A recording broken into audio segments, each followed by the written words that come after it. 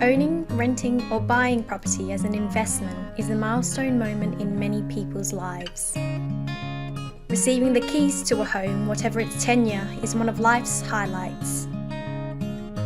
The credit process confirming we can afford the property is then supported by the property risk process of matching the home to its sale value and ascertaining any risks or perils before completion. Chartered surveyors consider the valuation match of loan and value and can also look at the conditional impacts and maintenance profile of a home. Erosion, subsidence and flooding as environmental perils are also increasingly being assessed by lenders with one eye on climate change provisions for future risks. If you are a cash buyer or a customer getting mortgage lending support and the stars align, you will now be ready to have the solicitors pull the contracts together and finalise the searches. The property, its title, tenure, services, local planning and utilities all now need a forensic examination of the issues that might frustrate a sale or frustrate ownership after a sale. The problem is that the process is old-fashioned. It's a mix of manual systems, pen and paper, information that's out of date, poor processes and waste.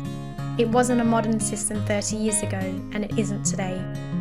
Masses of paper forms, masses of paper searches, impenetrable language and legal issues. It's a mess. For new build schemes, the map makers at Ordnance Survey don't yet know the land has changed use, so the search providers base their assessments on the old and not new use of the land.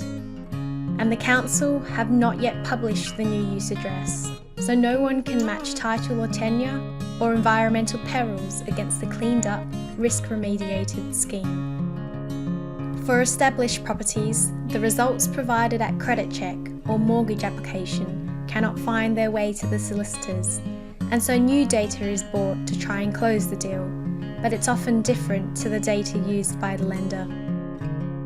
You often cannot tell if a site's contaminated now, was contaminated before, and whether the council have, might or will take action in the future, or who is responsible if they do take action.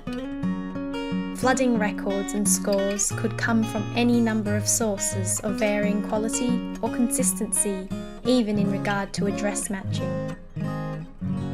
Subsidence records will either include upper soils or engineered soils with claims records or not, and with various tree models of dubious value. If we design cars like we design property search processes, they wouldn't be very good. Well, tinkering with a broken process will not fix the process.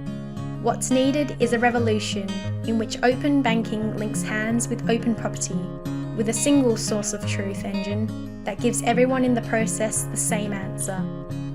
A model answer everyone subscribes to will stop the rot of misinformation. Then we can start to make things change for the better.